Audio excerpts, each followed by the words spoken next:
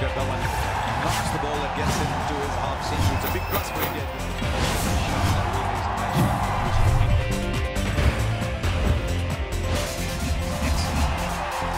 That's an excellent shot. आजची ही पहिली semifinal. हे पहिली सेमीफायनल अर्थात south Africa versus New Zealand Auckland येथील हा जो सामना जो होता हा प्रेक्षक वर्धक जेवढी जी प्रेक्षकांची जी उपस्थिती वगैरे होती शिवाय सगळं जे सराउंडिंग जे होतं हे सगळं न्यूझीलंडला फेवरेबल होतं. अशामध्ये जेव्हा सामना सुरू झाला तेव्हा टॉस जो होता हा साऊथ आफ्रिकेने जिंकून डिव्हिलियर्सनी स्वतः फलंदाजी स्वीकारली. आता अर्थात इथं बाउंड्रीज जी आहेत किंवा चौकार षटकार जे आहे हे ह्याची सीमारेषा जी आहे ही फार जवळ आहे. त्याचाही फायदा त्याच्यानंतर प्लेयर्स जे आहेत हे फ्रेश प्लेयर्स विकेट फ्रेश याचा सर्व विचार करून त्यांनी फलंदाजी घेतली. फलंदाजी घेतल्यानंतर नेहमीप्रमाणे आमला आणि डिकॉक यष्टीरक्षक जो आहे त्यांनी सामना सुरू केला. सुरू केल्यानंतर जसं पाहिजे तसं दोघांनाही काही चांगली यशदायी आघाडीची जी भागीदारी करायची असते ती काही जमली नाही. एकट्याने 14 तर दुसऱ्याने 10 धावा करून हे दोघंही आपले तंबूत परतले. त्याच्यानंतर आज कॅप्टननी आपली बॅटिंग ऑर्डर जी होती ही बॅटिंग ऑर्डर चेंज केली. चेंज करून जी वन डाऊन जो होता वन डाऊन डुप्लिसिस जो आहे हा डुप्लिसिस आला. डुप्लिसिस ज्याच्यावरती तुम्ही बराच म्हणजे इथं पण त्यांनी जे काही IPLला वगैरे ज्या काही गोष्टी केल्या गेलेल्या आहेत तर हा सगळ्यांचा परिचित आहे की एक आधारस्तंभ आहे. कारण याचं टेक्निक जे आहे हे अतिशय सॉलिड आणि कॉन्क्रीट आहे. दोन्ही बाजूला तो चांगले स्ट्रोक्स करतो शिवाय चौकार आणि षटकार वेळेनुसार परिस्थितीनुसार बॅटिंग करतो. आज त्यांनी जी वन डाऊन म्हणून जो आला आणि त्यांनी जी बॅटिंग केली आणि बॅटिंग बरोबर आज रसवलाही डिव्हिलियर्सनी प्रमोशनला बढती दिली. म्हणजे डिव्हिलियर्सचं जे प्रिन्सिपल होतं एक जर डावरा गेला तर त्याची जागा दुसरा डावरा हा घेत होता.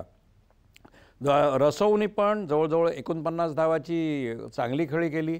त्याच्यानंतर जशा आपल्याला मॅच जिंकण्यासाठी जशा भागीदाऱ्या लागतात त्या तशा भागीदाऱ्या या सगळ्यांच्या झाल्या. एक आऊट झाल्यानंतर आता रसव आऊट झाल्यानंतर स्वतः कॅप्टन मैदानात आला आणि कॅप्टननी जी आहे ही सगळी धुरा आपल्याबरोबर घेतली आणि परत डुप्लिसिस बरोबर चांगली भागीदारी केली. शेवटपर्यंत तो चांगली बॅटिंग करत होता आणि नाबाद राहिला. त्याचे 65 धावाचं जे योगदान आहे हे फार महत्त्वाचं आहे. तर रसव आऊट झाल्यानंतर मिलर आला आणि मिलरनी पण कारण तोही डावरा तर त्यांनीही क्विक जे आहेत हे जवळजवळ 49 धावांची त्यांनी खेळी केली. तो आऊट झाल्यानंतर शेवटचा डावरा जो होता तो ड्युमिनी आला. त्यांनी जो काय त्याला जी संधी मिळाली त्याच्यामध्ये जे थोड्या धावाची पार्टनरशिप का असे ना पण ते कॉन्ट्रीब्युशन करून आपला साऊथ आफ्रिकेला 200 जवळजवळ 82 पर्यंतचा पल्ला गाठून दिला. अर्थात ही 282 जी आहे ही पण धावसंख्या जिंकण्यासाठी योग्य आहे. आणि मध्ये हे जेव्हा पाऊस पडला तेव्हा डकवर्थ आणि लुईस हे जे नियम आहेत वन डे इंटरनॅशनलचे त्याचा अंतर्भाग झाला आणि त्याच्यानंतर जे आहे ते ओव्हर्सवरती रिस्ट्रिक्शन झाली आणि 50 ओव्हर म्हणजे जे न्यूझीलंडला हे 43 ओव्हर्समध्ये जे काय आव्हान होतं ते पार करणं गरजेचं होतं. न्यूझीलंडची जी पण बॅटिंग सुरू झाली. न्यूझीलंडच्या बॅटिंगमध्ये तुम्ही जर बघितलं तर नेहमीप्रमाणे न्यूझीलंडचा कर्णधार मॅकमिलन स्वतः आणि मार्टिन गुप्टिल जो मागच्या वेळेला 237 धावाची द्विशतकी भागीदारी केलेली आंतरराष्ट्रीय क्रिकेटमध्ये 5 जणांनी 200चा पल्ला गाठलेला त्याच्यामधला एक म्हणजे ती तर मॅच आपण असं म्हणू शकतो की जसं विनू मनकड आणि इंग्लंड हा जो लॉर्ड्सचा पूर्वी झालेला कसोटी सामना, त्याचप्रमाणे जो पाठचा जो मॅच जी होती वन डे इंटरनॅशनलची, ती किंबहुना त्याच धर्तीवर होती, गुप्टील वर्सेस वेस्ट इंडिज. परंतु आज गुप्टीलचंही काही चाललं नाही.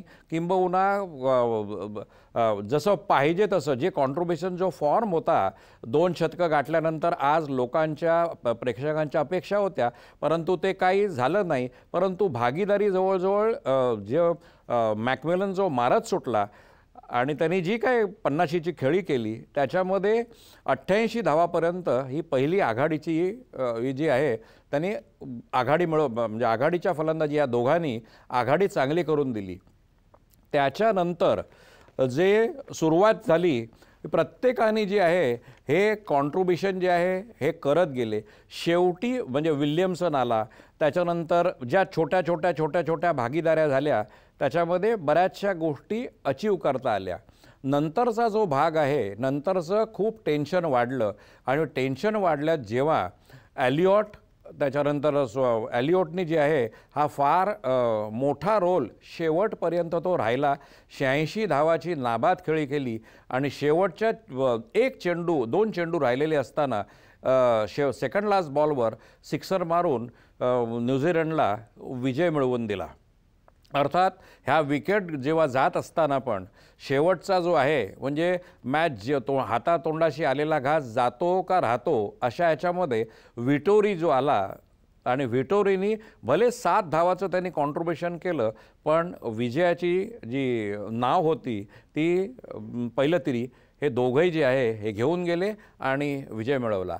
आज जर तुम्ही फिल्डिंगचा विचार केलात तर दैव दोघांवरही रुसलेलं आहे की काय कळलं नाही, कारण दोघांकडूनही फिल्डिंगमध्ये चुका झाल्या, कॅचेस गेले, रनआउट्स गेले.